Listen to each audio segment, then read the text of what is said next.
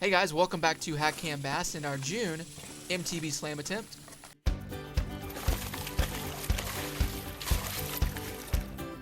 Had a late start this month, so I went out over 4th of July weekend to try to complete the slam using these baits from the normal MTB box. And I also went ahead and grabbed a topwater frog from the MTB Pro Box because the topwater frog is a great thing to be using this time of the year.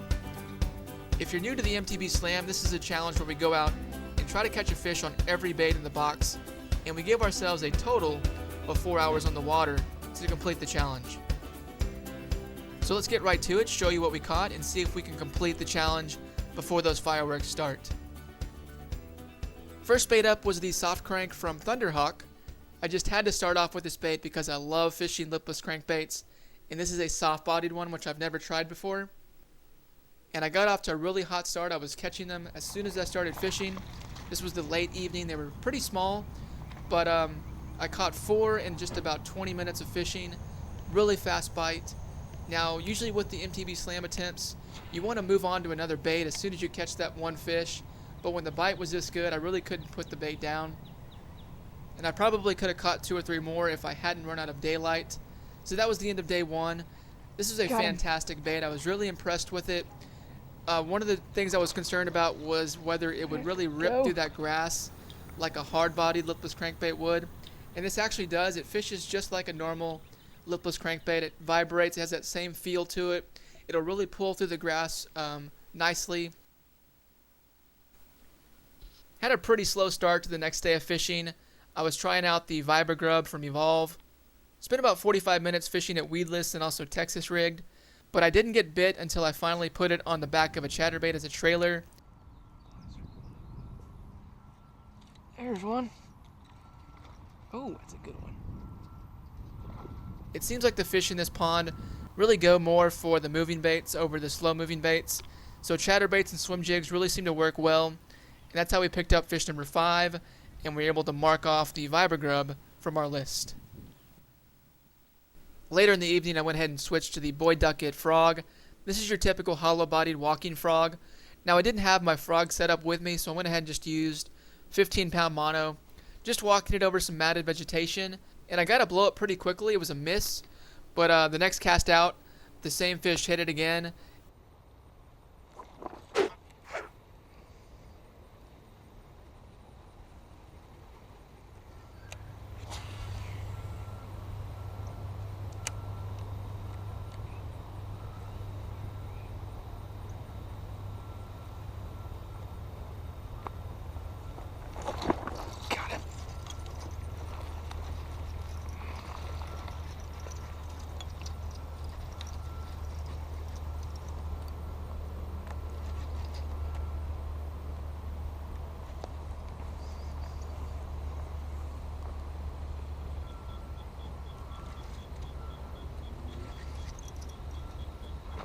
There he is.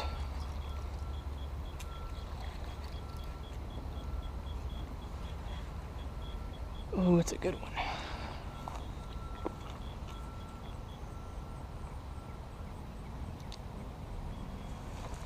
Oh, yeah.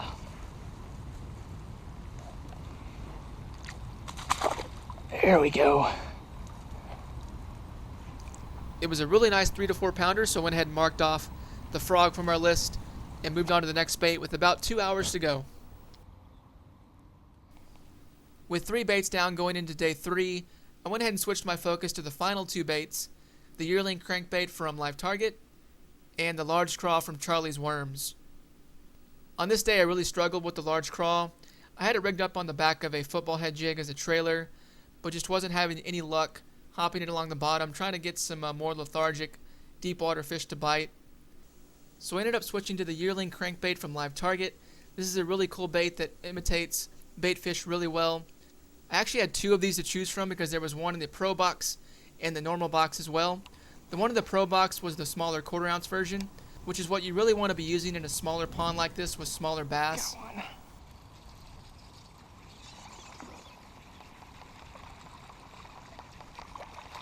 And that's how we caught fish number 7 and 8. So July 4th was the final day I could fish, and I had very little time left to complete the challenge to catch that one last bass on the final bait, the Charlie's Worms large craw. Had about 40 minutes remaining, so I went back to the football head jig and actually had a couple of bites doing that, but it wasn't the kind of bites I was expecting. I was actually getting some bites as I was bringing it back over some vegetation, just swimming it back. So I decided to put the trailer onto a swim jig. I cut the plastic down even further so it would fit the profile of a swim jig. And that's how I ended up completing the challenge. I caught 4 fish using that technique there. It really came down to the last minute, but got it done just in time to go head off and see some fireworks. So that was our June MTB Slam 4th of July edition. I hope you enjoyed it. If you did, hit that like button. Be sure to subscribe to watch more videos about bass fishing in Texas, all filmed from the first person perspective.